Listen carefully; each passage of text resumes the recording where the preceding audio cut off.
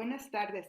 Bienvenidas, bienvenidos, bienvenidas a todas, a todos y a todas a este espacio, bueno, que se ha convertido ya en un espacio que es nuestra casa en línea, pero en donde compartimos, bueno, con los integrantes con quienes integramos el seminario, pero también con quienes nos acompañan vía redes sociales, pues reflexiones en torno a la investigación educativa desde una perspectiva interdisciplinaria.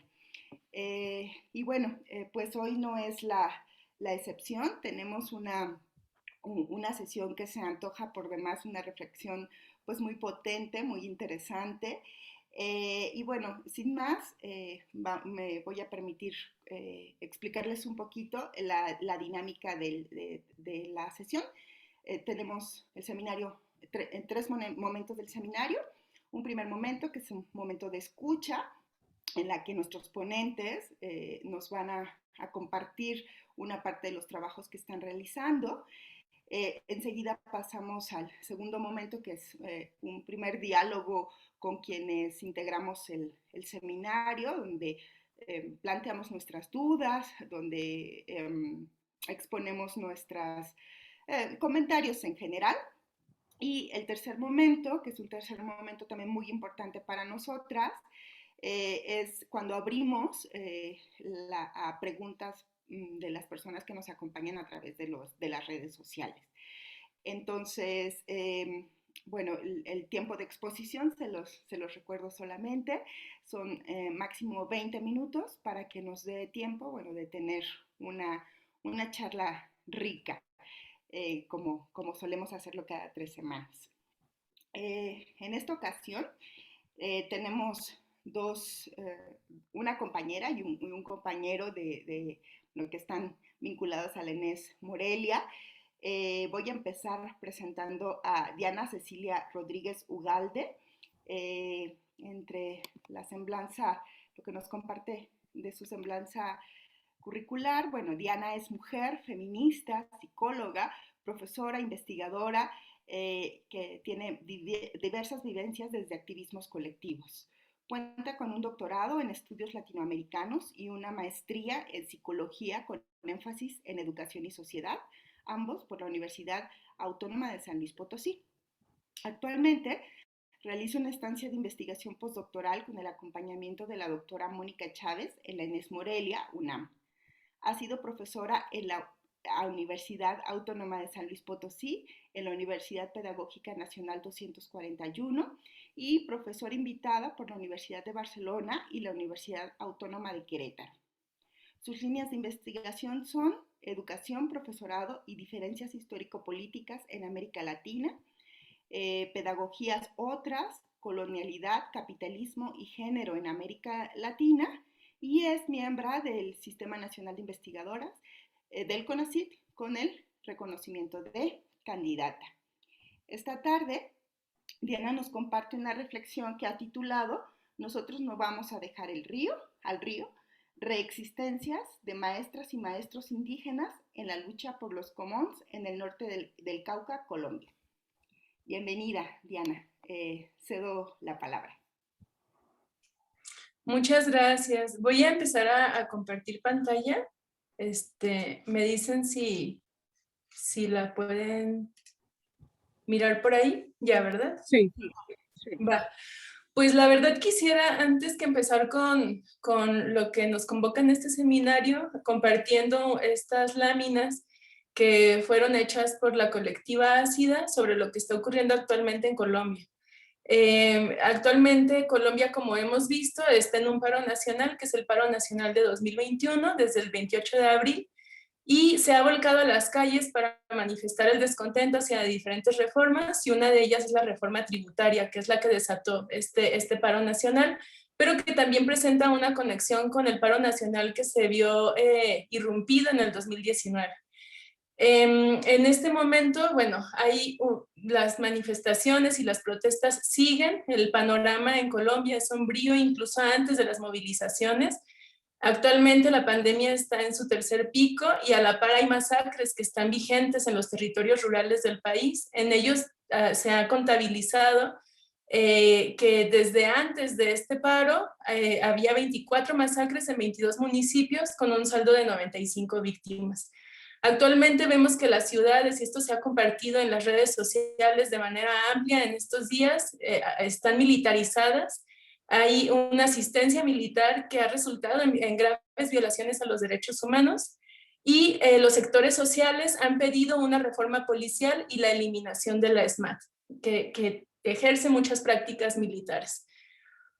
En este sentido, bueno, varios organismos de derechos humanos han señalado que las noches son escenarios de persecución y constante agresión por parte de las fuerzas policiales en distintas ciudades, y en medio de las marchas, como ya comentaba, se han vulnerado derechos como la libre propuesta y se ha atacado con armas de fuego a las personas manifestantes. Entonces, creo que en este sentido es importante señalarlo. Vamos a hablar de un proceso muy complejo en esto que voy a compartir ahora, de una tierra y de gente muy querida que está en Colombia, y no podía pasar por alto esto, ¿no? Lo que está ocurriendo ahora. Un abrazo muy solidario y que el paro nacional siga y no a la militarización. Bueno, lo que hoy voy a presentar, como ya comentaba Cari hace un momento, es esta compartición que titulé Nosotros no vamos a dejar al río, reexistencias de maestras y maestros indígenas en la lucha por los commons en el norte del Cauca, Colombia.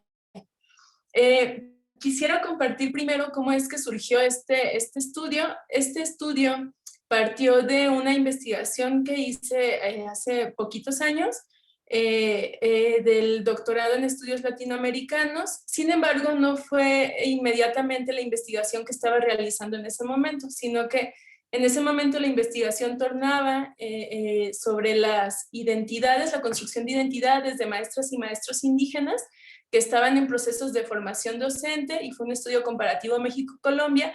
Sin embargo, al acercarme al contexto colombiano, me topé de cara con algo que anticipábamos que iba a encontrar, que son las violencias y resistencias que ocurren en el territorio, y sobre todo en un periodo concreto que fue el señalado como el postconflicto, posterior a la firma del Acuerdo de Paz del 2016.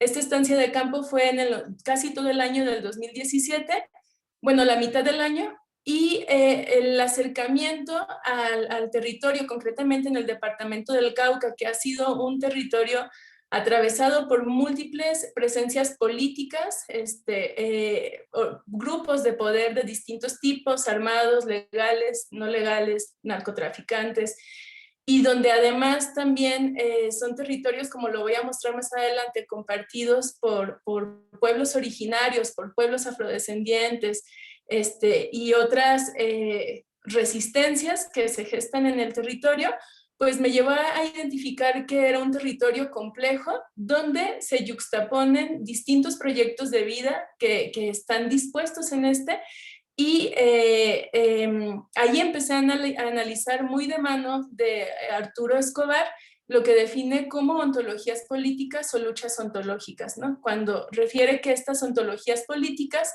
son toda visión del mundo. Diana, perdona, es que no está cambiando tus diapositivas, no podemos seguirte tu exposición con las diapositivas. Disculpa que te interrumpa, pero justo vas a entrar en materia. Ah, ok, yo pensé que sí estaba cambiando. ¿En cuál está ahorita? La primera, no hemos dejado de ver la primera. Ay, a ver, déjenme, veo qué ocurre aquí. Denme un segundo. A ver, voy a compartir otra vez. A ver si... Qué mal. No, son las jugadas de la red. A ver, ahí se ve ya esta otra, ¿verdad? Y me dicen si cambia. A ver, ahí están. A ver, ¿ahí cambió? Ah, ok, ya, perfecto. Gracias, adelante. Va. Entonces, ok, bueno, lo que comentaba era esta parte de cómo a partir de Arturo Escobar recupero esta categoría que él define como ontologías políticas, que es toda la visión del mundo que crea una forma particular de ver y hacer la política y muchos conflictos políticos nos refieren a premisas fundamentales sobre lo que son el mundo, lo real y la vida. A partir de estas ontologías políticas que tienen pues todos los grupos, tenemos las personas al pertenecer a grupos culturales, históricos, colectividades, pueblos y demás, pues en el mismo territorio ocurren una serie de tensiones y lo que vemos en este territorio en concreto es que ocurre un proyecto globalizador moderno que se va materializando en lo concreto, en lo local, y busca este proyecto convertir a los muchos mundos en uno solo, ¿sí? Entonces ese uno solo es el mundo que más adelante referiré como del occidente hegemónico, ¿sí? Me dicen, por favor, sí cambió. Ok, va. Entonces, en este contexto concreto, lo que identifico o lo que empecé a identificar es que en esa región surge el Consejo Regional Indígena del Cauca, que es el CRIC, es una organización indígena muy importante, un referente que ahorita también se está movilizando. Y en esta tensión que tiene el CRIC con el Estado, ocurre que hace una búsqueda de la defensa de sus propios proyectos pedagógico-educativos que sean afines a sus planes y proyectos de vida y que se oponen de muchas maneras a los proyectos que acerca el Estado como nacionales en esta idea de la nación creada, ¿no? Entonces, al igual que vemos en México, en Colombia ocurre que hay una priorización de estas dos áreas, que es español y matemáticas, todo lo demás queda hecho a un lado, hay una formación apolítica, ¿no? Es totalmente lejana a las historias locales y no se acerca a los proyectos de vida de los pueblos. También empecé a analizar en ese momento cómo los organismos internacionales, que lo vemos con OCDE, también en muchos momentos hace jugada de esto la UNESCO, la ONU, demás, cómo desde estas instancias hay unos discursos que categorizan a ciertas regiones como atrasadas, subdesarrolladas, y que entonces hacen llamados a los estados-nación de que es importante que se generen como estos proyectos, o que la educación oficial se acerque a estos espacios, pero en una imposición y un desconocimiento, ¿no? Y empecé a reconocer a partir de ello, bueno, que hay todo un discurso de la educación para el desarrollo, donde lo que que se focaliza en la cultura esencializada, apolítica, ahistórica, como una condición de rasgos culturales de los pueblos, ¿no? Pero todos formamos parte aún de la misma nación, a pesar de que hubo esta modificación también constitucional en el 91 en Colombia, y prevalece la imposición de una ontología política por sobre otras en el plano educativo. En el Cauca, entonces, identifico que el CRIC, bueno, desde la década de los 70, al menos para su organización ya más visible también, sostuvo una lucha por la educación propia. Esta lucha, en este panorama, se plantea como una lucha, actualmente como una lucha ontológica frente al capitalismo y la colonial modernidad. Y en este territorio, las dinamizadoras y dinamizadores comunitarios, que son estas maestras, maestros indígenas que echan a andar el proyecto de educación propia en la región, pues se posicionan como sujetas y sujetos políticos en la organización colectiva. Bueno, aquí nombrar esto, en Colombia vemos que hay más de 1 millón de personas. Aproximadamente la cuarta parte pertenecen o se reconocen como pertenecientes a pueblos originarios. En la región caucana, eso es en el Cauca. En la región caucana, los distintos frentes de poder que se alcanzan a reconocer o a mapear son grupos armados legales e ilegales, narcotraficantes, empresas transnacionales, el Estado, propietarios también que históricamente gente que se apropió de los terrenos de pertenencia histórica para los pueblos, y también otro grupo de poder que fue reconocido por personas de la región pertenecientes a pueblos originarios fue la Iglesia Evangélica Pentecostal, ahí se fue. Entonces, en este sentido, el territorio se reconoce como un territorio histórico que además tiene toda una serie de condiciones geográficas y topográficas que permite el escondite o ha permitido el escondite de grupos armados, la guerrilla, los cultivos de plantas, ¿no? De coca, marihuana para usos ilícitos.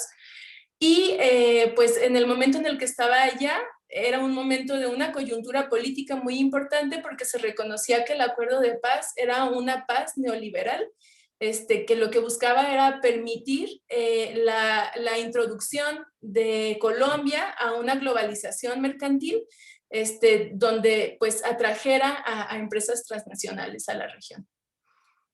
Aquí podemos ver, por ejemplo, cómo esta es una cartografía donde una amiga me ayudó a hacerla, la hicimos a partir de algunos documentos, y justo vemos en el recuadro, en el primer cuadro del lado izquierdo, en la esquina superior derecha, que está el departamento del Cauca, situado en el territorio colombiano.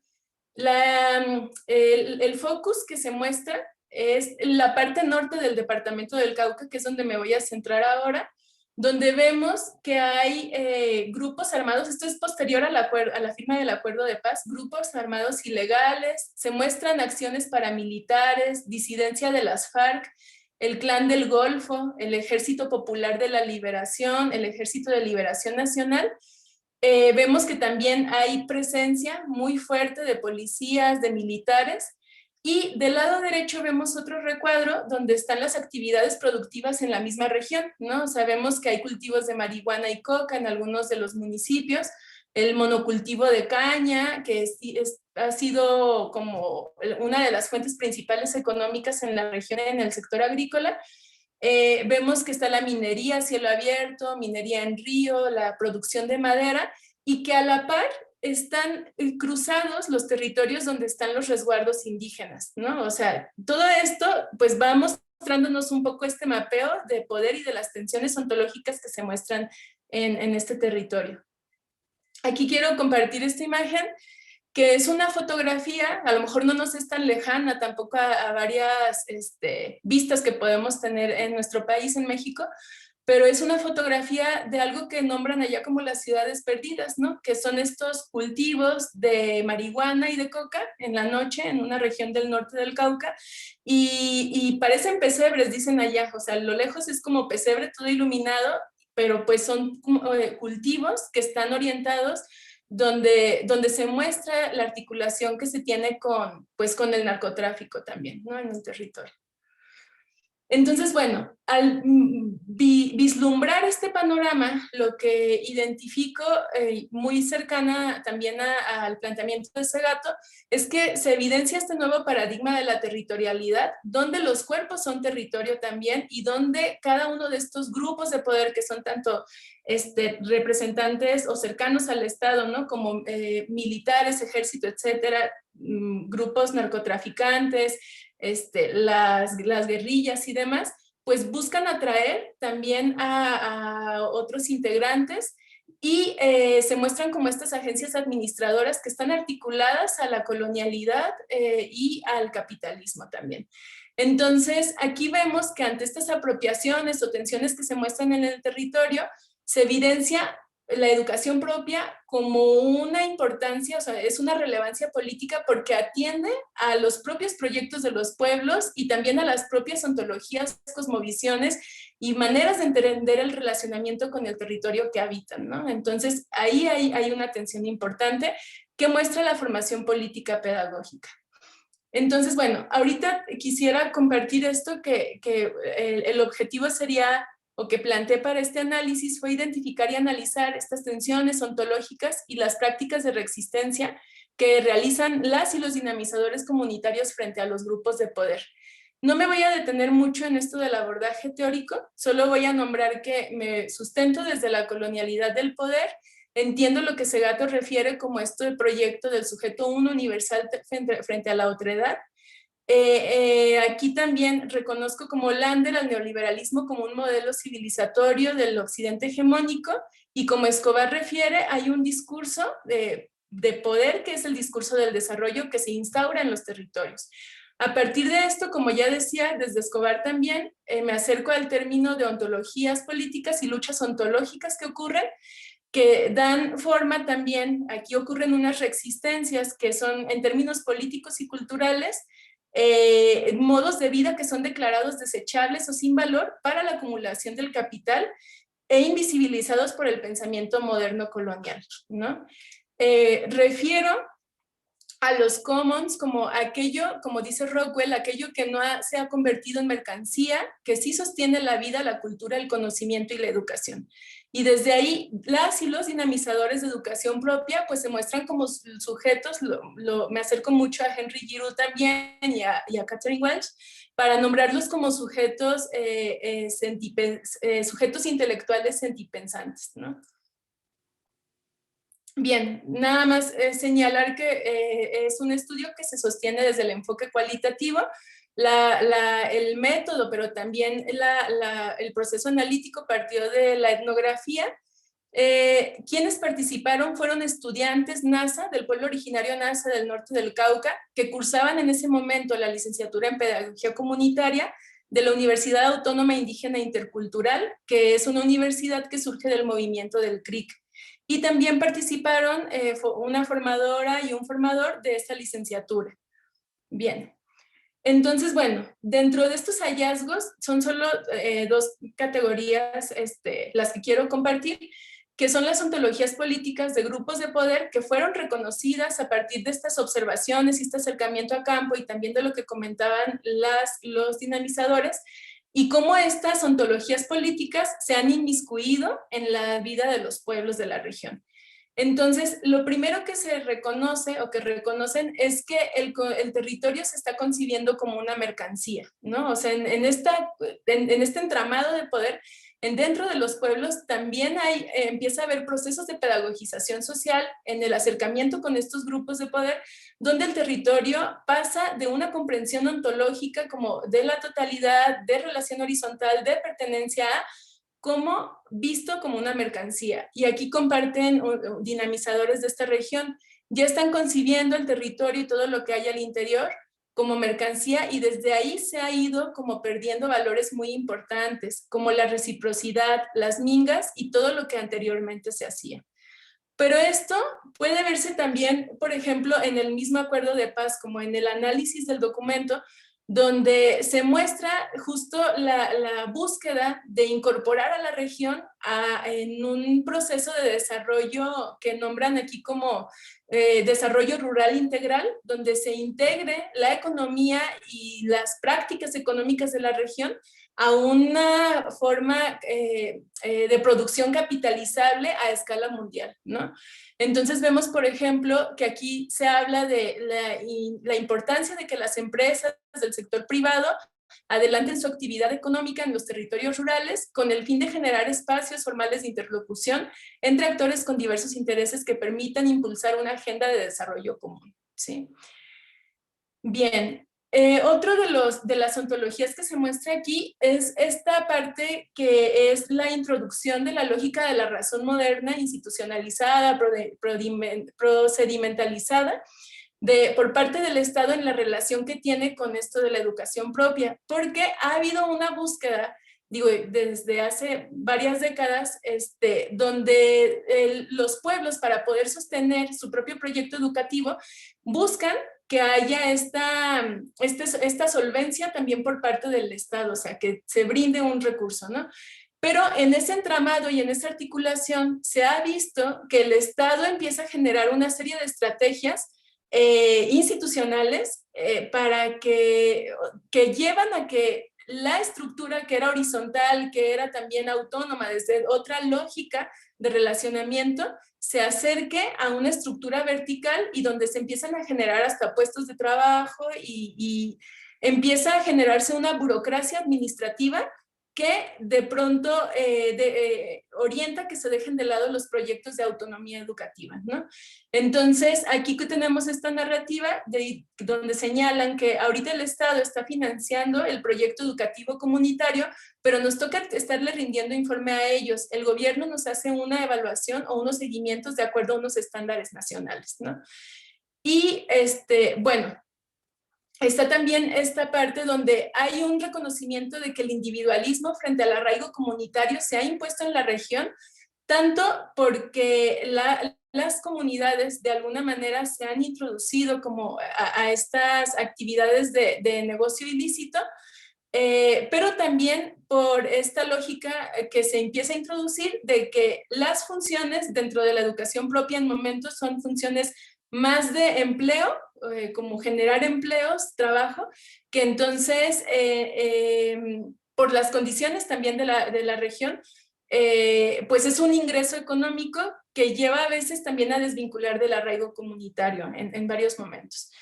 Y otra ontología que se ha visto es la pérdida de una comprensión de pertenencia a la totalidad, o sea, identificar de pronto al territorio y a todos los seres que le habitan, ¿no? Las plantas y demás, por esta introducción de los grupos de poder de narcotraficantes, cómo se empieza a cosificar a ese territorio vida, y a partir de ello se comprende que el territorio es una cosa y yo soy otra, y hay una ruptura ontológica en torno a la pertenencia que se comprendía previamente, ¿no?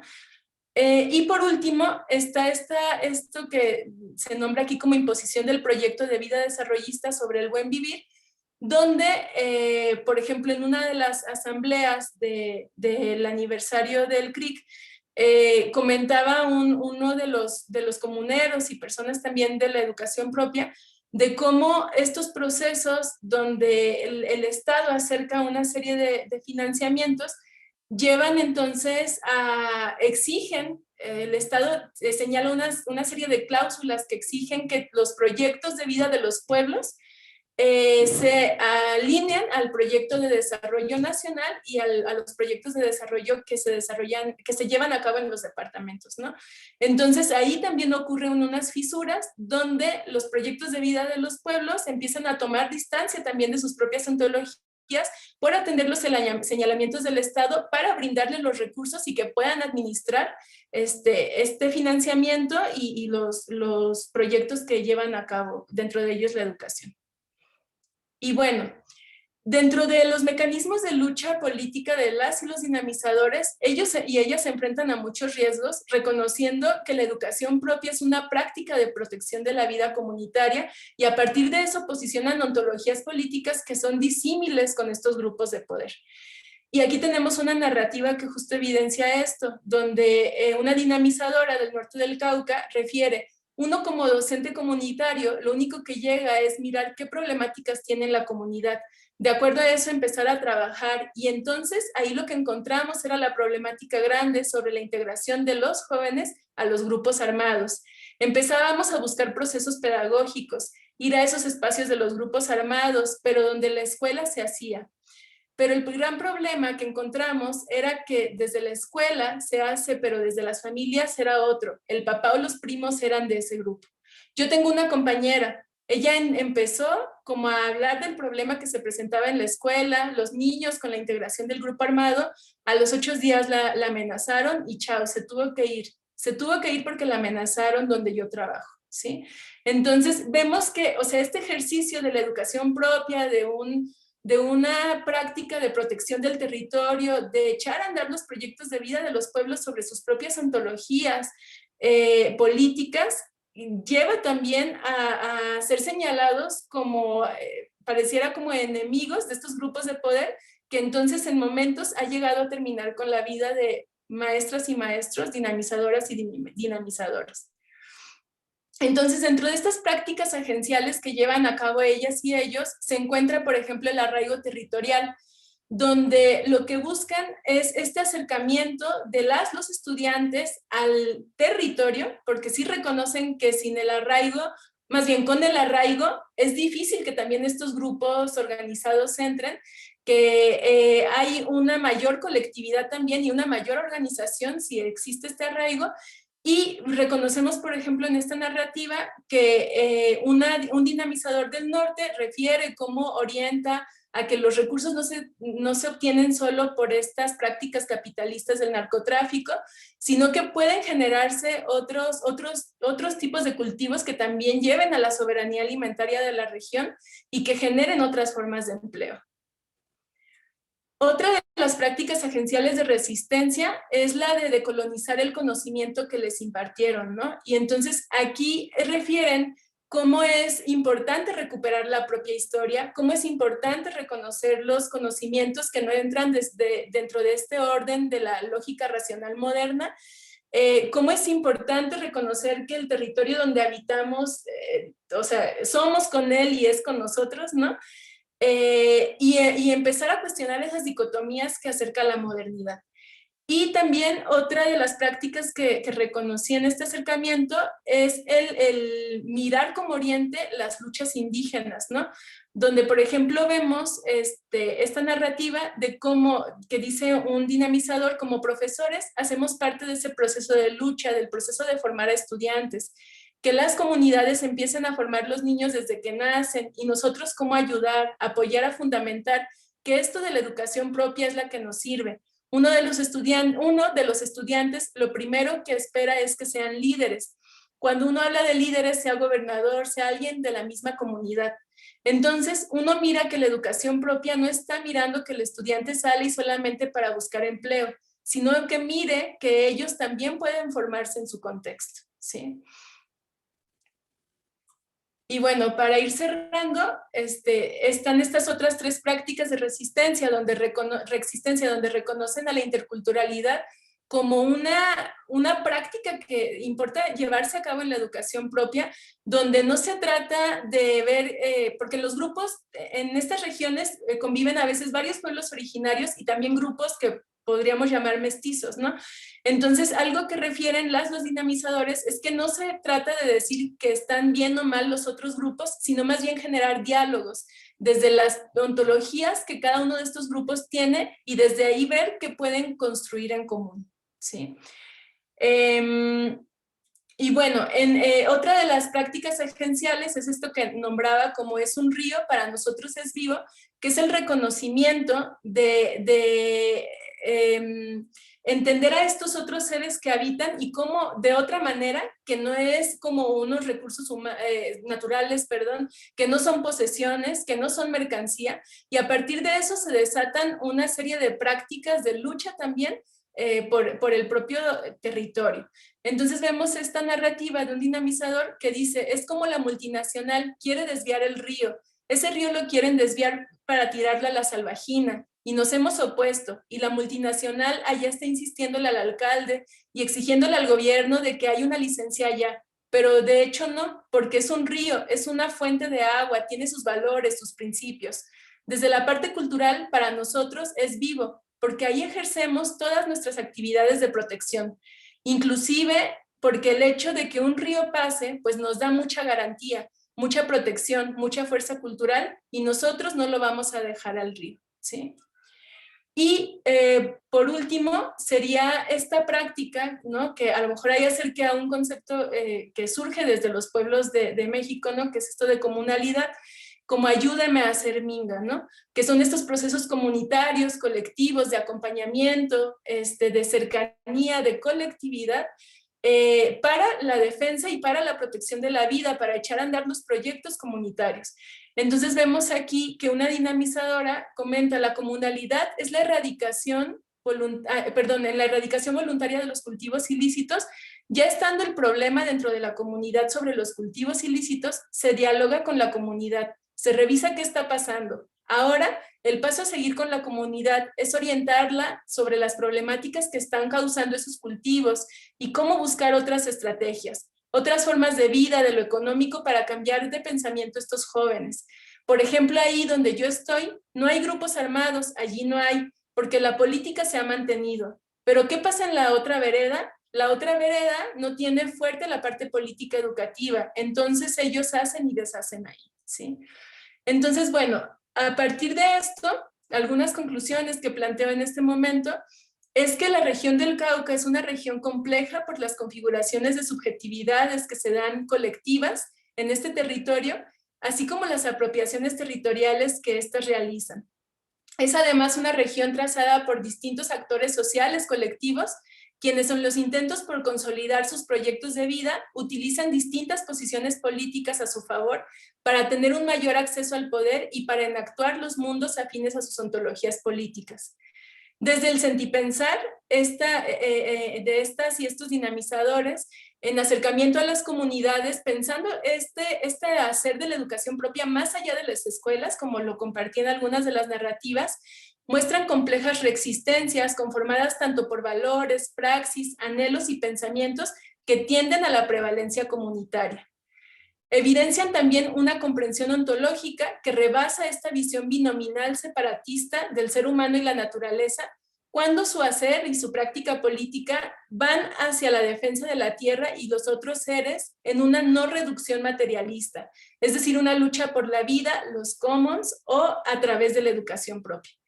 Y de esta manera espejean varias esperanzas para el futuro de los pueblos de la región, con el fortalecimiento de proyectos de educación propia que se posicionan críticamente en un sentido profundo ético frente a los regímenes coloniales y capitalistas de los grupos de poder. Y aquí recupero esto que señala que el año pasado refirió Segato: el mayor obstáculo al proyecto histórico del capital es el arraigo, el enraizamiento local en el paisaje, en un paisaje y en la comunidad, es un obstáculo central a la extensión grilla de la equivalencia monetaria universal. Entonces, en este caso concreto, las y los dinamizadores orientan contra pedagogías de la crueldad. Y sería todo de mi parte. Muchas gracias. Muchísimas gracias, Diana. Interesantísimo todo lo que nos has compartido. Antes de pasar, bueno, al diálogo contigo, vamos a escuchar a Miguel, porque yo creo que habrá cosas en las que coincidan. Bueno, Miguel, ahora va a participar Miguel Ángel Arce Ortega, quien es licenciado en Educación Primaria, egresado de la Benemérita y Centenaria Escuela Normal Urbana Federal, profesor J. Jesús Romero Flores. Actualmente es maestrante en docencia para la educación media superior con especialidad en ciencias sociales. Este programa forma parte de los programas de posgrado de la Universidad Autónoma de México y bueno, él ha estado trabajando, desarrollando su trabajo en nuestra querida ENES Unidad Morelia. Bueno, él, entre sus experiencias de investigación y experiencias profesionales, bueno, está la elaboración de un reporte de práctica docente, que es el tema central que nos va a compartir en esta ocasión. Ahorita les comparto el título. Pero además también Miguel es docente de educación primaria. Él trabaja en la Primaria Urbana Federal Profesor Enrique García Gallegos. Otra de sus experiencias profesionales es que fue colaborador del proyecto PAPIT UNAM, Educación y Construcción de la Identidad Indígena en Michoacán, el caso del internado indígena de Paracho. Y otra experiencia importante de señalar en este momento es la intervención educativa que realizó en la preparatoria Isaac Arriaga, mejor conocida como Prepa 4 de la Universidad Michoacana de San Nicolás de Hidalgo, en la cual desarrolló un taller que tituló Género y Masculinidades. Esta intervención se realizó con estudiantes de primer semestre. Ahorita nos comentará un poquito más Miguel al respecto. Bueno, en esta ocasión, pues él tituló su trabajo como lo que nos va a compartir esta tarde, Diagnóstico de la educación con perspectiva de género sobre masculinidades en la educación media superior. Adelante, Miguel, te escuchamos. Bienvenido. Muchas gracias, doctora, y muchas gracias al comité por invitarme a este seminario tan bonito. Gracias, doctora Moni y doctora Deni, y la doctora Karina, que es mi asesora más que nada. Y bueno, voy a comenzar a presentar y empiezo a compartir un poco sobre mi tema de investigación. Listo. Bueno, como lo dijo la doctora, mi reporte de práctica está titulado Diagnóstico de la educación con perspectiva de género sobre masculinidades en la educación media superior. Y bueno, para comenzar a empezar a describir un poco sobre mi proyecto, pues empiezo con el objetivo general, que justamente es elaborar un diagnóstico que provee información sobre las manifestaciones de las masculinidades en el espacio escolar de la preparatoria Isaac Arriaga, conocida mayormente como la Prepa 4, de la Universidad Michoacana San Nicolás de Hidalgo, para conocer la manera en que la institución ha abordado la educación con perspectiva de género y detectar los aspectos que deben fortalecerse. Bueno, este diagnóstico prácticamente es como sustentado o es entendido como un acceso a la realidad, donde no pretende, como anteriormente, demostrar las conjeturas o que sea una herramienta para descubrir e interpretar signos, sino más bien este diagnóstico trata de encontrar las soluciones con el fin de prevenir o mejorar determinadas situaciones de las y los chiques. En otra cosa sería como un proceso, es un proceso investigativo que ayuda pues, a orientar el conocimiento de las y los estudiantes y así que ayuda a permitir la comprensión de sus realidades. En este caso sería la cuestión sobre el género y en los chicos la cuestión de sus masculinidades, con el fin de fundamentar una toma de decisiones. En este caso, pues nuestro diagnóstico prácticamente abarca a los sujetos, que en este sería las y los chiques, en su contexto, en las relaciones interpersonales, en la motivación, hasta en los valores y en el autoconcepto, con el fin de, pues más que nada sería como un punto de partida para tener una educación más integral en el ámbito de la diversidad y en la construcción sobre una no violencia en los espacios educativos. Una vez partiendo de un objetivo específico, el objetivo general, partimos a los objetivos específicos, que justamente uno fue describir el contexto educativo de la prepa, el cual justamente fue donde analizamos un poco de su historia y el contexto interno y externo de esta institución, que sumamente es muy particular y justamente está ubicada, es muy particular esta escuela, esta preparatoria por la cuestión de las y los chiques, desde su procedencia hasta la forma de cómo maneja y cómo se articulan estos procesos de convivencia y en cuestión de los contenidos. Por otro lado, otro objetivo fue detectar las fortalezas y debilidades de los dispositivos que la institución ha instrumentado en materia de educación con perspectiva de género. Bueno, la preparatoria 4 se ha encargado desde el 2018, empezó como un proceso en la cuestión del fomento de temas de género, donde se les dio capacitación y cursos específicos para docentes, también hay ciertos cursos para una pequeña cantidad de cursos para las y los estudiantes, y también se creó como un comité de inclusión, equidad y la no violencia, pero han tenido como una participación de más o menos de bajo nivel en el momento de que yo estuve en el momento de la prepa, y bueno, pues eso es como, empezamos como a detectar. Y por último, que es lo más importante, esbozar una propuesta de intervención educativa dirigida a sensibilizar, bueno, a las y los estudiantes en materia de género, ¿sí? Y las masculinidades. Sigo. Y bueno, continuando con esta investigación, este reporte de práctica, las relaciones de género en el interior de la sede de práctica. Bueno, pudimos encontrar a partir de la observación pudimos encontrar ciertas características. Encontramos que la violencia de género en las relaciones interpersonales cotidianas entre las y los chiques, pues se presentan burlas, bromas, chistes, abuso de poder y autoridad entre los chicos. También pudimos observar ciertas agresiones entre grupos de pares, específicamente entre varones, como burlas o violencia física, que generalmente se veía como una forma de juego. Y de esta forma pude yo prácticamente inferir que la violencia estaba normalizada en ese aspecto, que las y los chiques veían como las cuestiones de las agresiones físicas y estas cuestiones del lenguaje, donde el tono un poco sexista o estas bromas estaban bastante normalizadas y no se veían como una parte de entre la violencia o una agresión.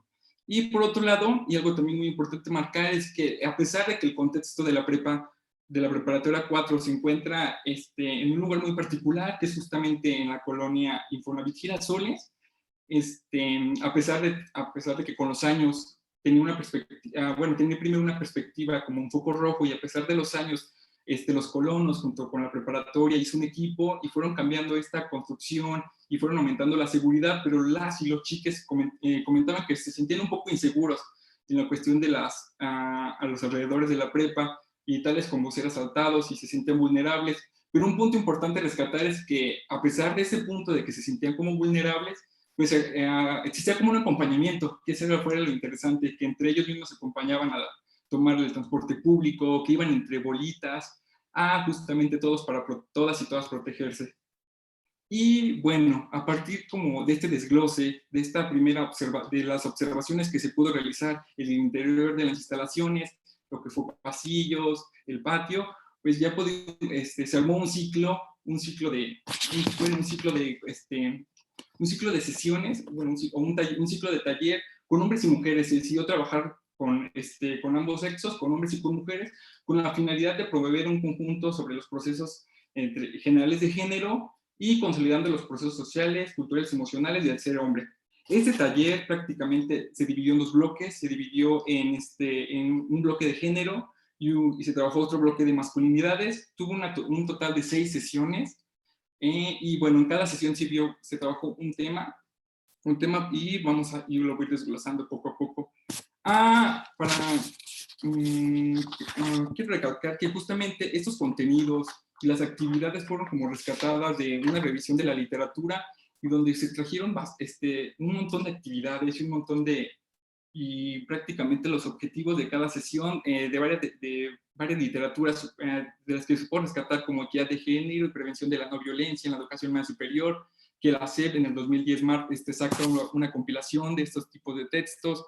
También se revisó varios libros de Costa Rica titulados Así aprendemos a ser los hombres, Redes de hombres contra la violencia, y también otros textos como Hacer los derechos realidad, no más violencia contra las mujeres, talleres de sensibilización. Entonces, a partir de la revisión de la literatura, entonces encontramos me di a la tarea de encontrar los objetivos y el desarrollo de las actividades de varios textos.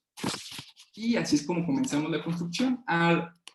Los datos generales de la población que atendí fue justamente chicos de primer semestre. Trabajé con 3 secciones, la sección 21, la sección 23 y la sección 25.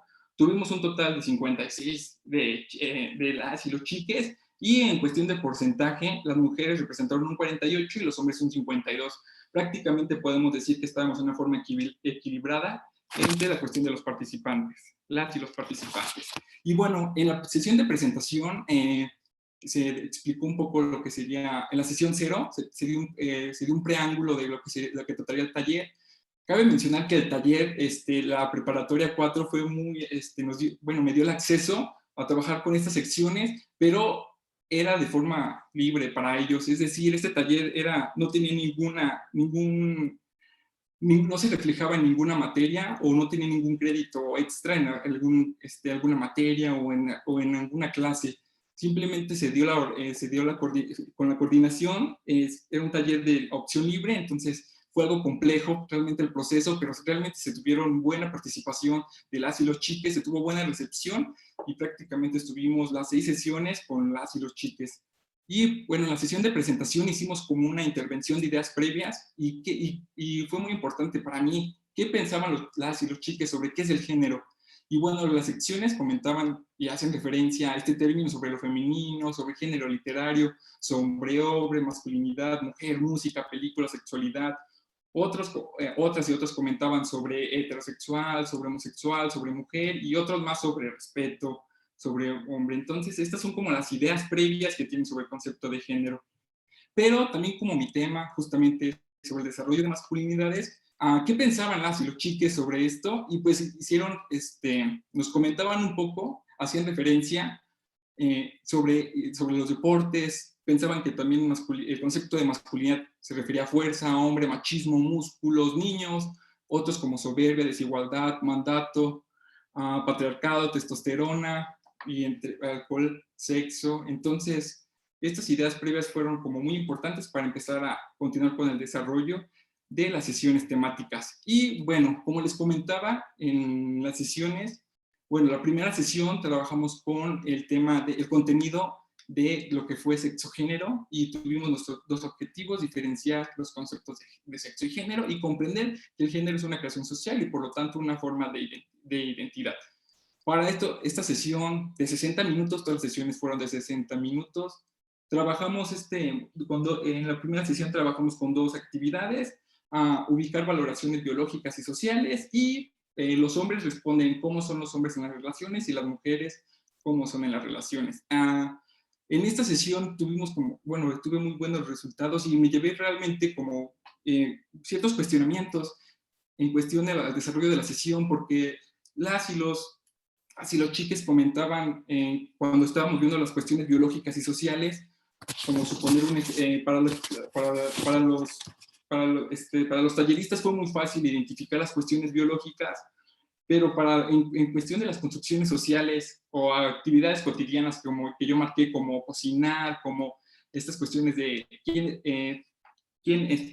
poníamos dos siluetas, una de hombre y otra de mujer, y teníamos que clasificar como ciertas características, actividades cotidianas. Entonces, pues los talleristas yo les ponía un montón de características y les ponía así como términos de violencia, así que violencia, fidelidad, sensibilidad, fuerza, cocinar, lavar trastes, cambiar pañales, cambiar una llanta. Y durante la sesión, pues los chicos y las chicas comentaban que esas construcciones sociales, esas actividades podían ser intermedias, no tenía que ser para un género específico, que sería lo masculino y lo femenino, que ambos podrían realizarlo. Yo trataba como, justamente en esta construcción, en que ellos identificaran, un objetivo era que ellos mismos justamente identificaran a qué correspondería, pero ellos justamente marcaban. Y fue algo muy interesante en esa cuestión. Por otro lado, en cuestión de las relaciones, pues para las chicas fue como muy fácil identificar ciertos atributos que buscan en una relación, pero para los chicos encontramos ciertas cuestiones que para ellos decían que ya no sabían cómo conquistar a una chica. Es decir, decía que era muy difícil ya porque pedían como bastantes requisitos y era algo complejo en esa construcción. Justamente mencionaban que todos los atributos que ellas buscaban, ellos no los tenían, entonces, ¿cómo hacían ahora para entonces tener cómo tener una relación? Entonces eso fue sumamente, fue algo, para ellos fue como algo interesante, que ellos, y más que una emoción, también ellos expresaban varias cosas, decían, no podemos y no sabemos cómo es ahora. Bueno, para la sesión 2 trabajamos con la cuestión de roles de género y trabajamos con un cuento y con un cuadro de doble entrada. En cuestión del cuento, vimos como de diferentes perspectivas el cuento de Caperucita Roja y el Lobo, y el cuadro de doble entrada fue justamente aquí vimos los roles que justamente a las mujeres se les asignan a los hombres a partir de la infancia, del hogar, del labor y la cuestión emocional y sentimental. Y en eso, pues los chicos y chicas se desplayaron y empezaron a mencionar un montón de roles que justamente fuimos identificando poco a poco y a partir del análisis, y algo que me gustó bastante fue, después de esto les pregunté, porque a partir de muchos comentaban de su infancia sobre las cuestiones de los juguetes y se comentó un poco sobre qué les hubiera gustado tener de pequeños un juguete. Entonces ahí se explayaron los chicos y las chicas, así como que a mí me hubiera gustado tener una muñeca, pero mi papá o mi mamá no me dejaba. A mí me hubiera gustado esto o el otro, a mí me hubiera gustado tener microhornitos, recuerdo que me mencionaron, o algo de cocina. Entonces, estas cuestiones de construcciones que van teniendo en cuestión de roles, las y los chicos claramente genera como, tienen como recuerdos muy como muy interiorizados, y también fue interesante cómo lo fueron visualizando y cómo fueron identificando estas cuestiones que desde la infancia los fueron marcando. Y bueno, continuando con el desarrollo, para la sesión 3 trabajamos con violencia de género. Bueno, el tema de violencia de género, trabajamos con dos objetivos y trabajamos con un cuento, que quién tuvo la culpa, que trataba de identificar desde diferentes perspectivas. Para tuvimos un cuento sobre A golpea a B y siempre cambiamos la variante. Si A fuera un hombre y B una mujer, y después viceversa, o si fuera un papá golpeando a su a su hijo, o si fuera una mamá golpeando a su niña. Entonces, esta construcción sobre violencia, y a partir de eso fuimos construyendo como el concepto de violencia, y desde qué mirada se va observando qué es violencia para ellos, y desde qué mirada también las y los chiques están construyendo y visualizando. Por otro lado, por otro lado me puede encontrar a describir, como analizar ciertas situaciones analizar las situaciones de violencia y preguntarle a las y los chiques sobre cuándo ellos han ejercido violencia, situaciones que hayan ejercido violencia, una cierta cantidad comentó que prácticamente que ellos no han ejercido como cuestiones, no han ejercido violencia en los demás, o no han sido violentados. Entonces eso en la cuestión de la descripción de esa sesión, me hizo pensar y me hizo como, me hizo pensar y me hizo de cierta forma llamar la atención de que las y los chiques están como de cierta forma normalizan ciertas acciones o ciertas manifestaciones que reciben de otros, lo ven como algo común o algo que justamente no violenta hacia ellos. Entonces dicen, no, yo no he sido violentado o no me han violentado a mí, pero yo sí pero yo sí he estado en una situación de violencia, pero yo no. Entonces fue algo sumamente interesante rescatar de eso. Bueno, para la sesión 4 trabajamos justamente introducción a las masculinidades y para esto trabajamos una actividad, bueno, trabajamos varias actividades y justamente en equipos hicimos un cuadro y qué tienen que hacer los hombres cuando son niños para demostrar que son hombres. Después en la juventud y después por último en la etapa de cuando es adulto. Para esto, pues en los grupos de trabajo, pues desarrollaron un montón de criterios, un montón de características y justamente entre todos y a partir de la socialización comentaban que no llorar, no jugar con cosas de niñas, pues deben ser bruscos los niños en la infancia, en la adolescencia o cuando en la juventud, pues comenzaban como un buen preñador, ir a fiestas, ser violentos, tener muchas novias, pues ser como bien pedos, marcaban la cuestión de la heterosexualidad, estar musculoso, decir groserías, marcaban la cuestión de la pornografía y entonces estas cuestiones que atraviesan todos estos criterios en cuestión de la construcción de la masculinidad en los jóvenes es algo como de cierta forma como a mí me llamó la atención y me permite como de cierta forma como identifico como algo crítico y algo que debe ser trabajado por estas cuestiones de la pornografía o esta cuestión de la heterosexualidad sin duda va marcando y va delimitando espacios en ellos en la cuestión de justamente, y también me quedé pensando en la cuestión de la diversidad, ¿dónde quedan aquellos chicos, aquellos varones que justamente tienen otra preferencia sexual? Entonces es algo complejo para ellos. Y bueno, y por último, en la cuestión de la vida adulta, pues, ¿qué es lo que hacen los hombres? Pues ganar su propio dinero, tener amantes, cuidar a las mujeres, trabajar, tener una casa, una familia y ser fuerte. Bueno, para la sesión 5 trabajamos en la cuestión de masculinidades hegemónicas. Trabajamos una cuestión de un memorama, eso fue una parte muy lúdica y también ver a las y los chiques jugar y después analizar fue algo muy, muy interesante. Justamente fue un memorama donde tenían bastantes imágenes en cuestión de relaciones, de condiciones familiares, donde pues la mamá lavando trastes, papá tomando, la cuestión de la fuerza, y fue algo muy, muy, muy, muy, muy, muy padre. Y la segunda actividad fue la caja de la masculinidad hegemónica, donde se le pidió por grupos a las y los chiques que identificaran todas estas cuestiones del patriarcado o todas esas cuestiones que justamente los hombres han tratado de reproducir a lo largo pues de todos los años, y nos encontramos que justamente pues ellos ellos explican y expresan que el hombre es el que tiene todo el dinero de la familia, el hombre ejerce la autoridad, y no hay que besar a papá, que justamente los hombres pues les toca a 3 mujeres, sobre el control, sobre la homofobia, que siempre debe ser heterosexual, y sobre los juegos, sobre todas estas cuestiones que la dama es más tierna y efectiva que el varón, y estos criterios que justamente a las y los chiquis no les costó nada de trabajo construir estos criterios y estas cuestiones y estos atributos que la masculinidad hegemónica y el patriarcado pues tienen. Fue muy sencillo para ellos y en serio se explayaron con toda libertad y con toda confianza empezaron a escribir, y bueno, fue muy grande.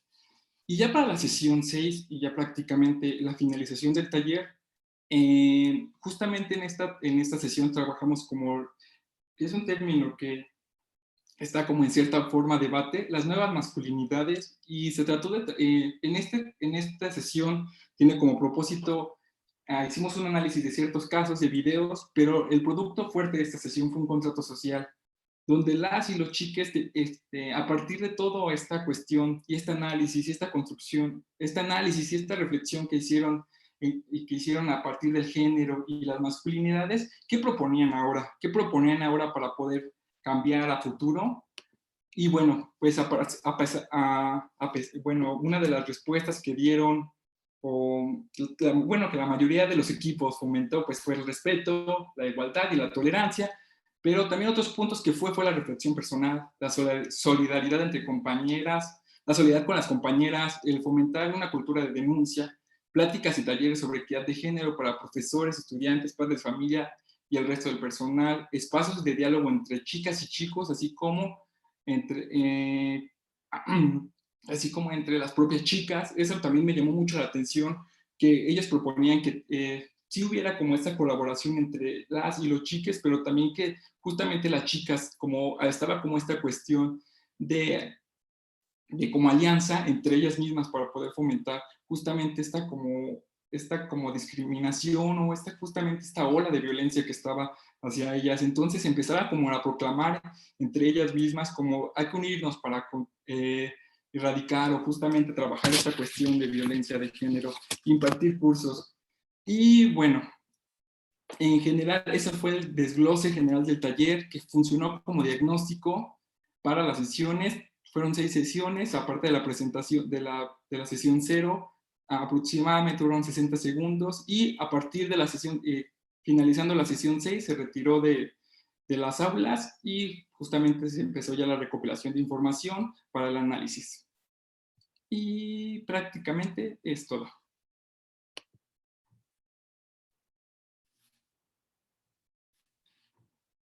Muchas gracias.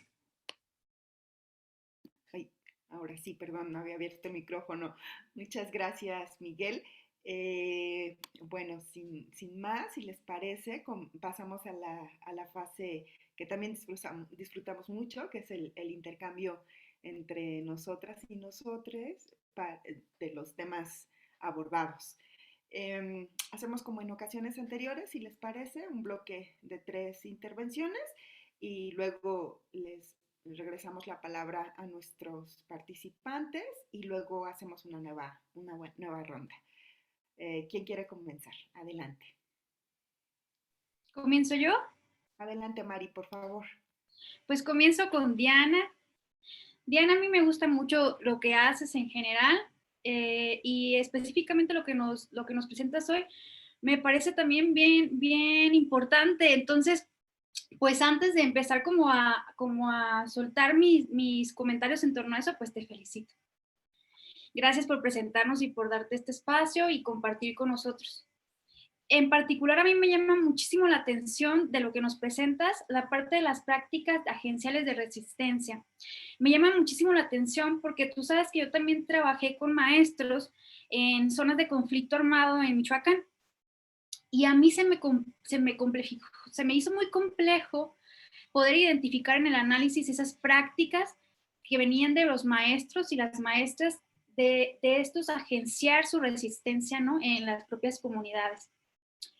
Y en general, yo como análisis noté que tiene que ver un poco con la presencia de poder de los grupos armados, cómo ejercen su presencia de poder en las comunidades y cómo esta presencia de los grupos armados restan autoridad y liderazgo a lo que inicialmente tenían los docentes en las comunidades rurales, ¿no?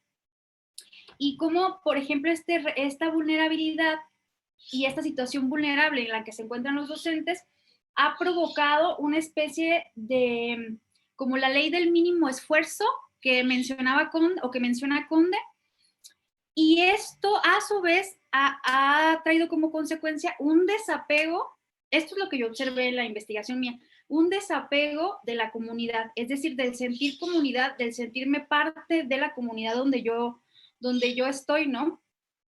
Y entonces, en torno a esto, mi pregunta va, si tú pudiste dentro de tu etnografía identificar cómo lo han hecho, ¿no?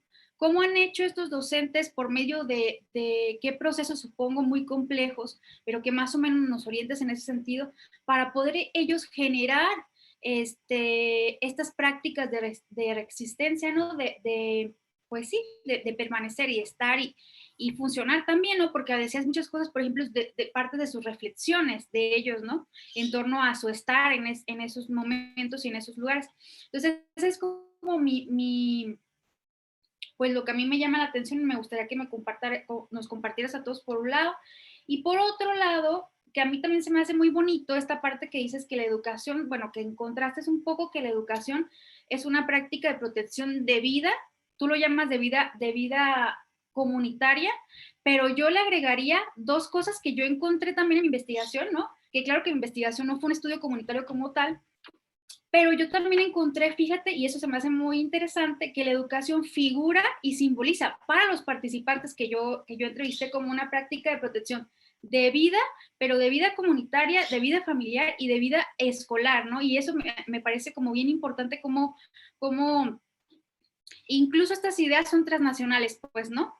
O sea, cruzan la frontera, y esto me pareció bien interesante. Y por el lado de Miguel, pues hay algunas cosas que a mí sí me gustaría que nos compartieras, que van por un lado sobre el tema metodológico. La primera de ellas es, ¿por qué tú crees o por qué, o sea, cuál es como la importancia de un diagnóstico en una investigación? Esa. Y que si tienes fundamentos teóricos, me encantaría que nos lo compartieras, ¿no? O sea, que dijeras, mira, es que yo encontré que el diagnóstico es importante por eso es que yo en mi investigación hice un diagnóstico. Y ese tenor es como para que tú te abordes y te explayes, ¿no? En el tema metodológico. Y la otra duda también que va relacionada a eso es, si el diagnóstico que tú nos presentas lo realizaste por medio de un taller de 6 sesiones, esa es mi pregunta también, si lo realizaste o aplicas otras estrategias para diagnóstico propiamente, ¿no? Porque digamos que mi duda es, ¿cómo tú eliges un taller para hacer un diagnóstico?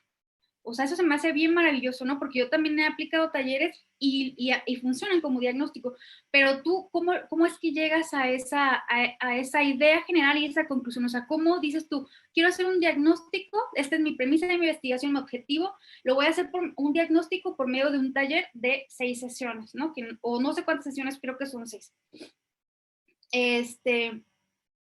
Esa es la otra pregunta. La otra pregunta es que nos abordes más sobre tu enfoque teórico para aplicar tu taller, ¿no? Sí nos abordaste que revisaste varios talleres aplicados, ¿no? En contextos similares, y me supongo que hiciste un estado del arte más o menos como de los talleres que se han aplicado y sacaste como categorías de análisis y ya fuiste viendo qué temas y cómo se abordaron. Pero ¿cuál fue del propio instrumento como taller? ¿Cuál fue tu enfoque, no? Aparte para trabajar también cuestiones como las que tú trabajaste. Y la otra también, todas estas son parte de la metodología y son cuestionamientos que a mí me resultan luego muy interesantes porque yo como estudiante me gustaría que alguien que hizo ese tipo de metodologías nos compartiera, ¿no? Y la otra que va relacionada a esa es si el taller lo aplicaste con tus 56 participantes en mismas sesiones, los dividiste, ¿cómo fue ese trabajo de campo, ¿no? Del taller, que nos compartas un poquito más de eso, porque a mí, o sea, todas estas preguntas van relacionadas a una gran reflexión que yo tengo, que me parece a mí que tú hiciste más que un diagnóstico. Y eso es digno de que se valore en tu investigación. Y bueno, eso sería por mi parte todo. Gracias, Mari. Pidió la palabra Denis. Adelante, Denis, te escuchamos. Gracias, Karina. Bueno, tengo una pregunta para cada uno de los participantes, pero antes los felicito a los dos. Realmente son muy interesantes sus intervenciones, todo lo que nos han contado acerca de estas experiencias de investigación me parecen muy ricas. más allá para Diana, más allá de la experiencia de esta investigación en el Cauca, en la que pues son las condiciones propias también de las comunidades indígenas las que permiten una organización que facilita, un poco entre comillas, porque ya sé que no es nada sencillo, pero la vida comunitaria de alguna manera tiene un precedente que es muy importante para poder, digamos, organizar lo que ellos llaman la educación propia, o lo que tú nos cuentas aquí como la educación propia. Creo que estos, digamos, como fundamentos o precedentes que son históricos, ¿no?, de la vida comunitaria, tienen que ver con esto, y tú lo has señalado, esta defensa de la vida dentro del planteamiento de la educación, etcétera, ¿no? Algo que también creo que sucede en algunas comunidades en México, pero que también pues es una lucha, es una resistencia cotidiana, ¿no? Pero digo, más allá de esta situación que conocemos para las poblaciones indígenas, a mí me gustaría tu opinión sobre qué posibilidades ves de la educación propia para contextos urbanos, ¿sí? Donde no hay esos precedentes comunitarios, es algo que hemos perdido a lo largo de nuestra vida urbana, ¿no?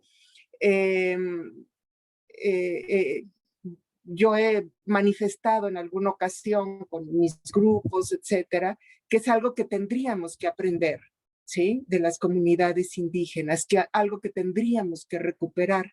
Pero, pues claro, es, digamos, un decir muy, muy, muy complejo, ¿no? Pensar que en estas sociedades donde se ha perdido la comunicación, incluso entre los vecinos, ¿no?, pudiera resurgir algo así, ¿no? Pero tampoco lo veo completamente distante, y creo que por el contexto de la pandemia ha generado algunas experiencias en ese sentido. Yo tengo algunas noticias, aunque digamos que podrían pensarse como muy individuales, y las experiencias que han tenido estas familias tratando de unirse para hacer una educación propia para sus hijos, incluso ya planteándose la desescolarización, pues me plantea como un reto, ¿no? Me pone a pensar, o sea, ¿qué va a pasar con estas familias que se están planteando ya la desescolarización como una opción dentro de la vida urbana? Claro, es gente que es inquieta, que es también gente a veces en resistencia, con problemas en las escuelas, digamos, en las escuelas comunes y corrientes, ya sean públicas y privadas, ¿no?, en las que están sus hijos, pero siempre un poco en conflicto precisamente por muchas de las características que tiene este tipo de educación, ¿no? Entonces, dada tu experiencia en ese otro ámbito, y que de alguna manera yo me inquieto y digo, híjole, es que eso es algo que tenemos que aprender en la vida urbana respecto de las comunidades indígenas. Y ahora me lo plantean estas familias, ¿no? Y, híjole, yo trago saliva y digo, qué emocionante, qué increíble que se lo estén planteando, pero a la vez me parece un proceso muy difícil, porque en la vida urbana han perdido muchas de esas cualidades comunitarias, ¿no? En fin, lo dejo sobre la mesa y es nada más pedirte una opinión al respecto. Y en relación a Miguel, que también me parece muy interesante los talleres que se planteó, que, bueno, a partir de la pregunta de Mari me adelanto un poco, y que también pienso que va más allá de un diagnóstico, es ya una intervención en donde estás trabajando masculinidades que te permite conocer pero a la vez conocer la situación de los chicos como diagnóstico, pero, y de la escuela, la institución, etcétera, pero a la vez tú ya estás interviniendo y llegaste a unas conclusiones muy ricas respecto de toda esta, o más bien los chicos, chicas y chiques llegaron a conclusiones muy interesantes, ¿no? Pero bueno, lo que yo te quería preguntar es si el hecho de haberlo planteado desde las masculinidades y no de la violencia del género, de violencia contra las mujeres, permitió más apertura para tratar estos temas. Si tú crees que eso es una posibilidad. Lo digo porque también con una estudiante que trabajó violencia de género o violencia contra las mujeres específicamente, los hombres de ese grupo hicieron mutis, como que hubo una retracción y dijeron, nosotros no participamos, ¿no? O sea, asistían, pero en silencio total, no querían como evidenciarse, dar su postura, como aquí veo que tú lo logras, ¿no? Muy, muy bien. Entonces, yo lo que le comenté a esta chica en un momento dado es que ella había ejercido una violencia contra ellos. Es decir, ellos sufrieron la marginación en esas clases, ¿sí? Porque ahí lo que importaba era el tema de la mujer, ¿sí? Y entonces como que ellos dijeron, bueno, pues nosotros estamos fuera, no nos sentimos partícipes de eso. Esa impresión me quedó, realmente yo no estuve en esas clases, es a partir de lo que ella comentó, ¿no? Entonces me dio esa impresión que el manejo que ella hizo como que generó el aislamiento de los chicos chicos y no tan chicos, porque eso se aplicó a nivel licenciatura, ¿sí? Entonces, bueno, es una reflexión que me surge a partir de esa otra experiencia y de lo que tú nos estás contando ahora, ¿no? Y bueno, pues también me gustaría que nos hicieras alguna reflexión al respecto, ¿no? Si el hecho de trabajarlo desde la masculinidad pudiera ser una manera de abrir más el problema de la violencia de género, que digamos es notable ahorita en la violencia contra las mujeres, pero se da también contra los homosexuales, por ejemplo, y otros tipos de expresiones, ¿no? De género distintas y que no son, digamos, las hegemónicas y por eso sufren de violencia, ¿no? En fin, lo dejo ahí. Muchas gracias. Muchas gracias, Denis. Rosy también pidió la palabra. Adelante, Rosy, te escuchamos. Muchas gracias.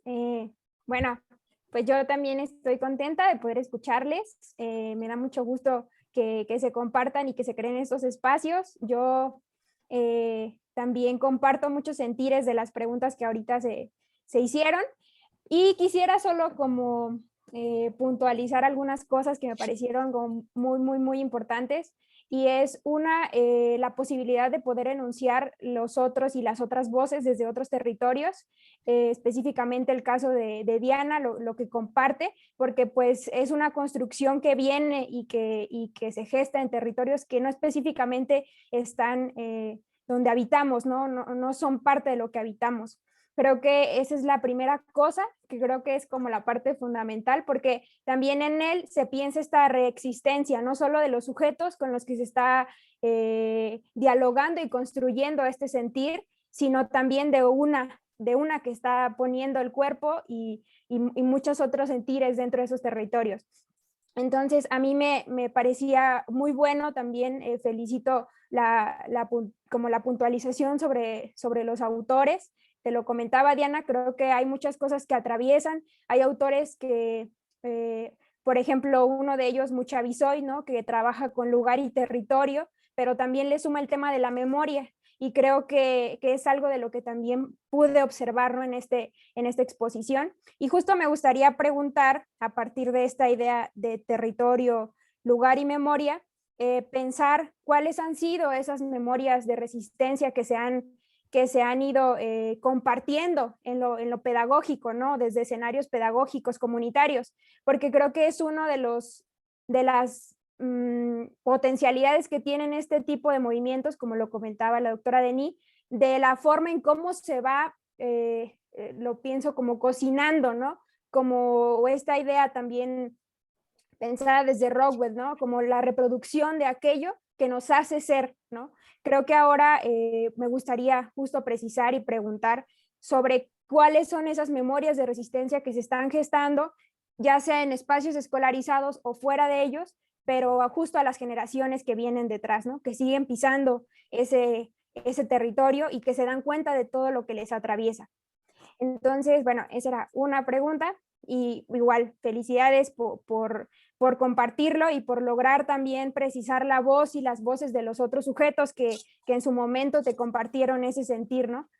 Y por otro lado, con Miguel también me gustó mucho la exposición. Creo que justo como se menciona, los temas siempre surgen desde un otro o otra, y creo que en esta ocasión el tema de las masculinidades es un tema que corresponde también o que se tiene que centrar, ¿no? desde lo pedagógico y desde las aulas. Y para ello yo quería preguntarte, Miguel, si salieron nuevas categorías, nuevos conceptos, nuevos sentires a este trabajo que justo no es solo, creo que no lo nombraría tampoco como quizá intervención, pero sí creo que con esta riqueza que pudiste obtener en los talleres y en los espacios de diálogo y de escucha, me gustaría saber si hay nuevas categorías que no precisa un autor o que no precisaste tú en un taller, sino que surgieron de los mismos sujetos. Entonces, eso sería como parte también de las inquietudes. Y muchas gracias a los dos. Gracias, Rosy. Por acá también hay preguntas, pero si les parece, cerramos con estas 3 intervenciones, este primer bloque, que se han puesto muy complejos nuestras compañeras. Así es que adelante, si les parece, Diana, un poco siguiendo el orden de la exposición. Adelante, Diana, y enseguida Miguel. Sale. Ay, sí, pues está muy interesante todas las preguntas que ahorita hicieron y sus reflexiones, les agradezco un montón y me da gusto también estar en un espacio donde haya hecho eco, resonancia y provocado también, ¿no? O sea, para poder dialogarlo. Bueno, en torno a lo que comentas, Mari, creo que cuando preguntabas sobre esto, o sea, si pude identificar cómo han hecho a través del trabajo etnográfico, cómo han llevado a cabo estas prácticas de reexistencia, ¿no?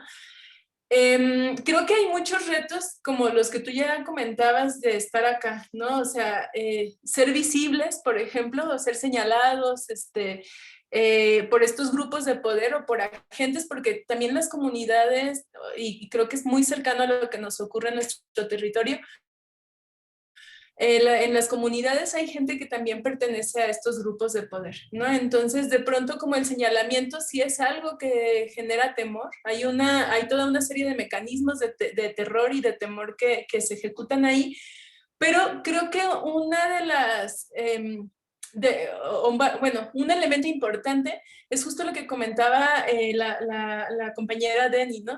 O sea, el acuerpamiento comunitario que respaldan estas 2 grandes organizaciones de las cuales forman parte las y los dinamizadores de esa región del norte del Cauca, que una es el CRIC, o sea, creo que reconociendo históricamente la posición que ocupa, porque sí es una posición que puede interpelar y que puede interlocutar también con el Estado y con otros agentes. Al pertenecer a esa organización, o sea, hay un respaldo que hay un acuerpamiento que además genera este sentido de pertenencia a la comunidad, ¿no? Entonces creo que eso. Está también la otra organización en esa región, que es la ASIN, la Asociación de Cabildos Indígenas del Norte del Cauca.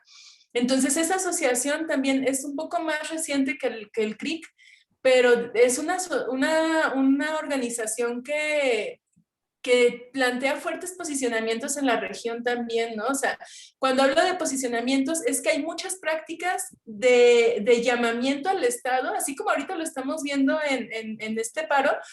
Ahí el CRIC y la ASIN se unen a los paros nacionales, ahorita están en esto también.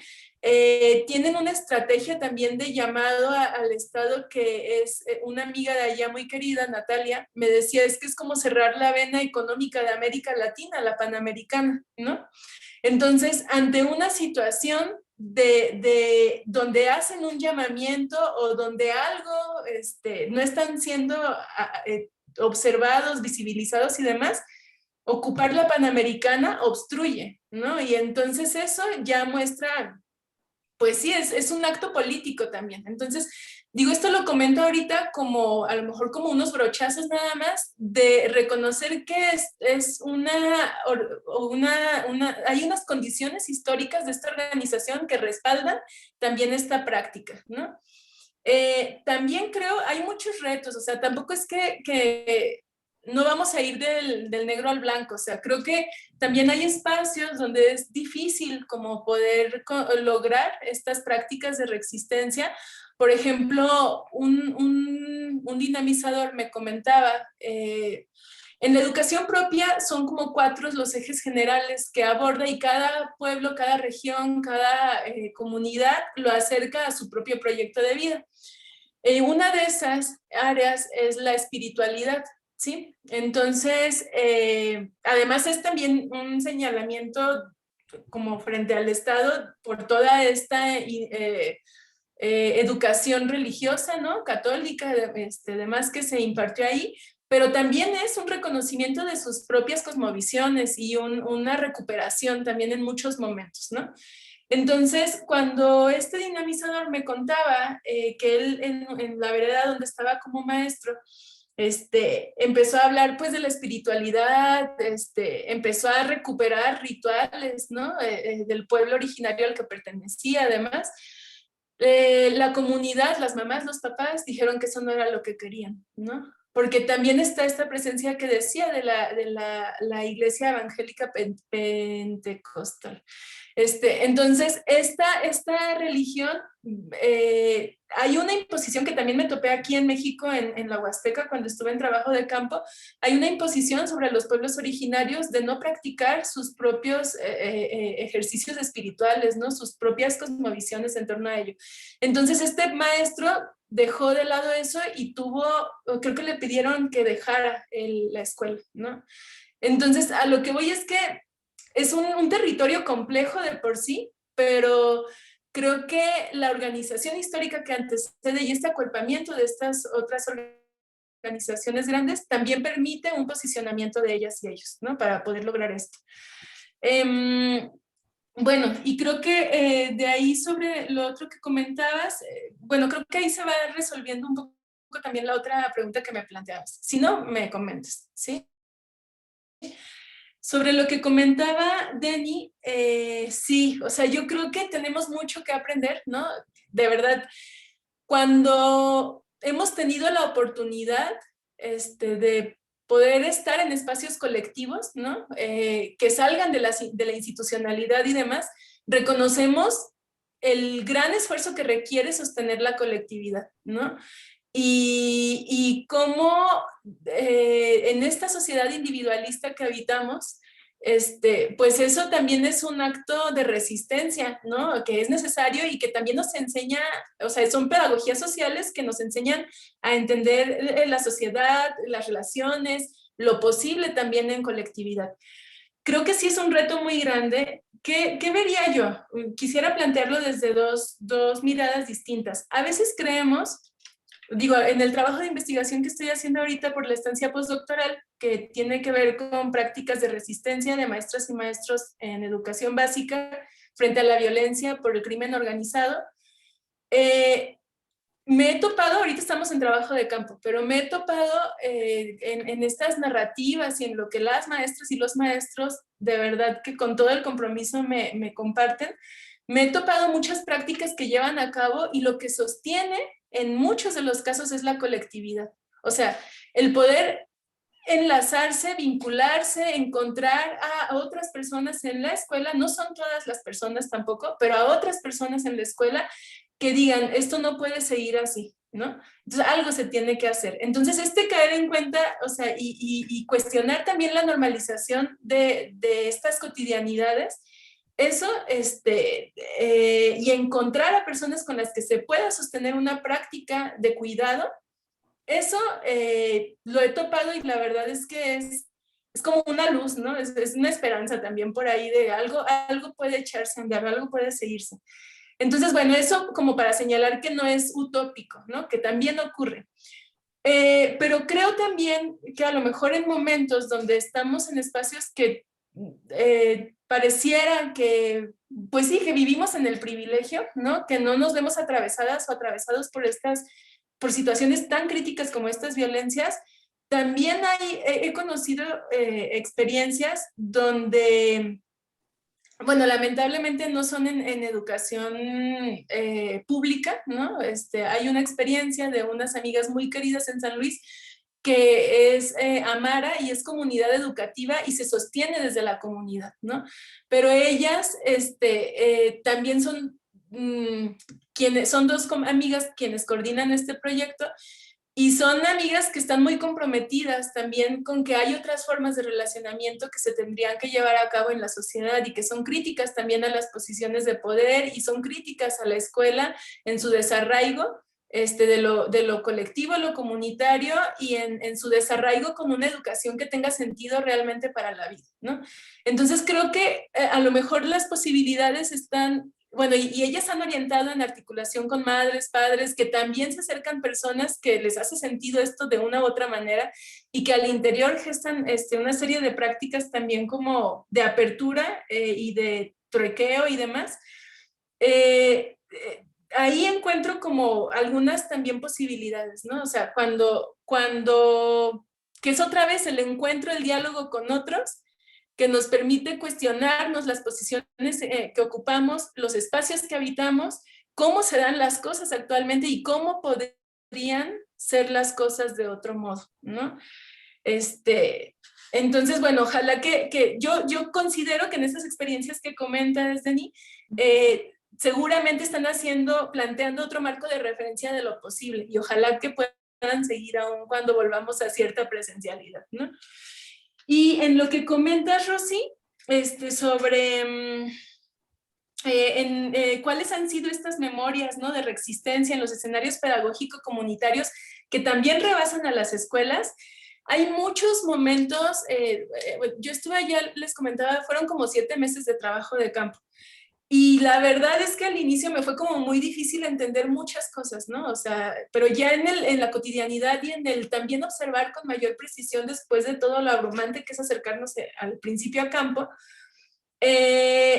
empecé a mirar, la memoria es algo muy presente allá, o sea, en todas las asambleas, sean asambleas de cabildos o sean asambleas, bueno, en las que a mí me tocó presenciar, o sean asambleas por el aniversario de la organización o por el Congreso Indígena, o sea, de los espacios de encuentro, las personas, las y los comuneros siempre traen la memoria presente, ¿no? Y entonces hay personas, o sea, siempre salen historias de cómo han sido los procesos de recuperación de la tierra, de cómo han llevado prácticas de defensa del territorio desde que inició la organización, ¿no?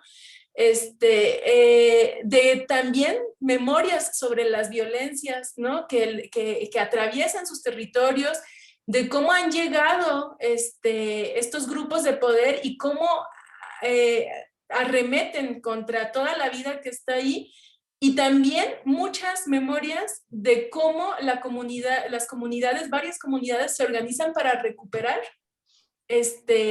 como esa capacidad de agenciamiento frente a estas condiciones de poder tan adversas, ¿no? Que si una comunidad, a lo mejor en un momento de su historia, eso me lo topé varias veces, que varias comunidades en algún momento de su historia se involucraron, por ejemplo, con el cultivo para uso ilícito, y estuvieron 10 años y demás, y están las memorias, el recuerdo tan fresco de las matanzas que esto provocó, de los asesinatos entre las personas de la misma comunidad, que gatillaron o echaron a andar resistencias, y es que esto no es lo que queremos de vida, y entonces recuperaron su autonomía, dijeron no a estos cultivos, no a estas articulaciones, y siguieron otro camino, ¿no? Entonces, estas memorias están vivas por ahí.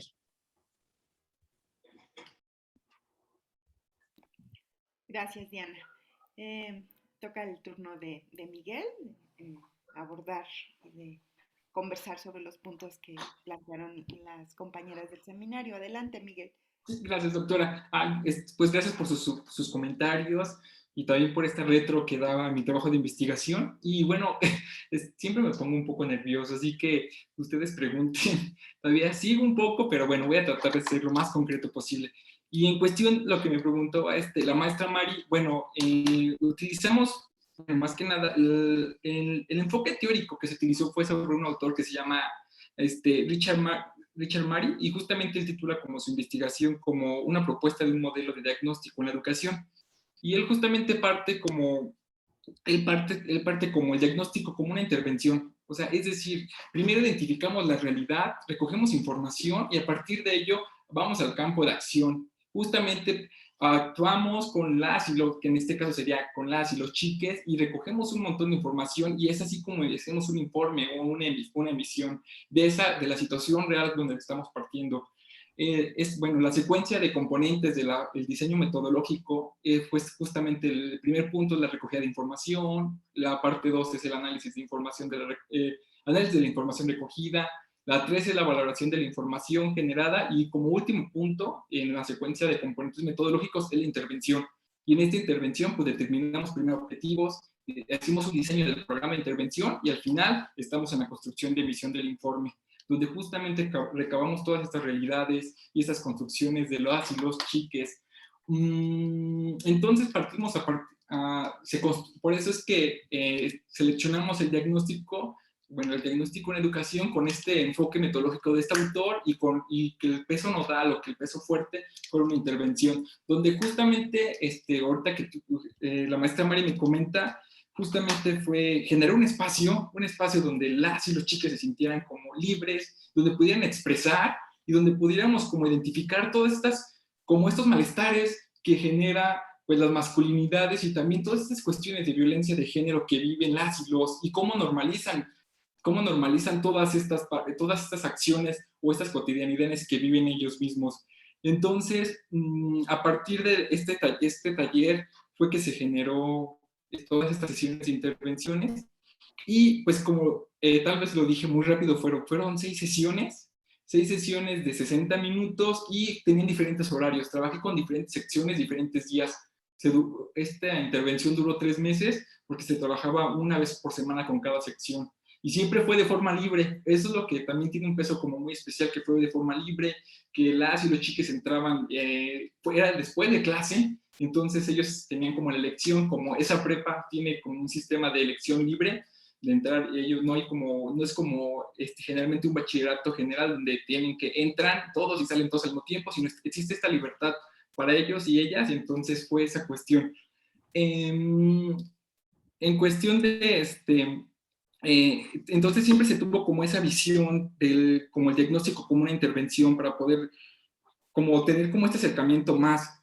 Con la investigación la empezamos primero, igual que lo marca Richard Mori, pues empezamos con la recogida de información, que fue el trabajo, que fue la observación, el análisis, y empezamos a recabar información con las y los chiques, empezamos a preguntar sobre los dispositivos, y rápidamente ingresamos al trabajo de campo, que fue justamente las sesiones.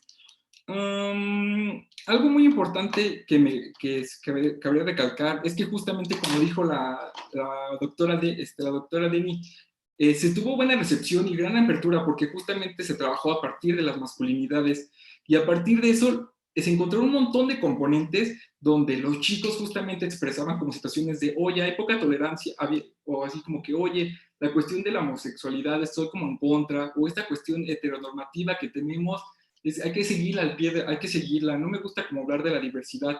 También otras cuestiones es que ellos así como, no hubo cierta negación, no hubo como rechazo, más bien hubo como esa cuestión, hubo ese anclaje o ese clic, y podemos también encontrar como ciertas cuestiones también en un chico donde hizo una carta en formato libre donde mencionaba sobre las cuestiones de por qué, cuestiones sobre por qué los hombres tenían que seguir dominando y por qué los hombres tenían que tener estos privilegios, por qué tenían que las mujeres cuestionar estos privilegios y por qué teníamos, y que estaba en contra totalmente de los malestares de la masculinidad hegemónica. Entonces, encontramos un montón de características que justamente nos ayudan a recabar información en nuestro diagnóstico, en las sesiones de intervención, y así poder esbozar nuevas propuestas a este contexto educativo. Para estas nuevas propuestas, aún estamos trabajando en ellas. ¿Cuáles serán las propuestas que esbozaremos? Y tenemos como en mente algunas opciones, y una de las opciones a partir de este diagnóstico, de esta intervención, pues será trabajar con profesoras y profesores, pero una parte muy importante sería primero que no trabajar la cuestión metodológica o la cuestión teórica, sino empezar con una sensibilización del plantel educativo, empezar que ellos mismos comprendan que el género y las masculinidades, qué es para ellos y cómo atraviesa y qué reflexiones generan, y posteriormente trabajar con grupos especiales de jóvenes, con chicos, grupos especiales de chicas, y así poder después trabajar como en conjunto. Entonces, es por eso que empezamos como diagnóstico en educación, para generar intervenciones y desposar un montón de propuestas y todas las cuestiones que están prevaleciendo y normalizando en este contexto educativo. Por otro lado, ¿qué nuevas categorías surgieron? Sí surgieron nuevas categorías, lo que nos menciona la maestra Rosy, sí surgieron nuevas categorías, y una de ellas fue justamente la cuestión de la diversidad, que no lo contemplé, y justamente es un tema que se tuvo que haber atacado. Y también otra parte fue la cuestión del feminismo. Las chicas estaban en un punto donde estaban como muy unidas y ocupaban como también abordar ese tipo de temas y ese tipo de también espacio de reflexión para ellas. Entonces sí surge como esta cuestión del feminismo y como la cuestión y como la diversidad. En esta cuestión es el cuestionamiento a la diversidad y el cuestionamiento a aquellos nuevos roles, o no sé, más bien roles, sí, estas cuestiones de las otras cuestiones de género, identidades de género. Y gracias. Gracias, Miguel. Estamos sobre el tiempo del seminario. A lo mejor más adelante podemos continuar conversando. La verdad es que yo me quedo con muchas cosas aquí en la libretita para luego dialogar con ustedes. Por aquí en el chat interno quisiera compartirles tanto a Miguel como a Diana algunas preguntas que plantea Mónica Chávez.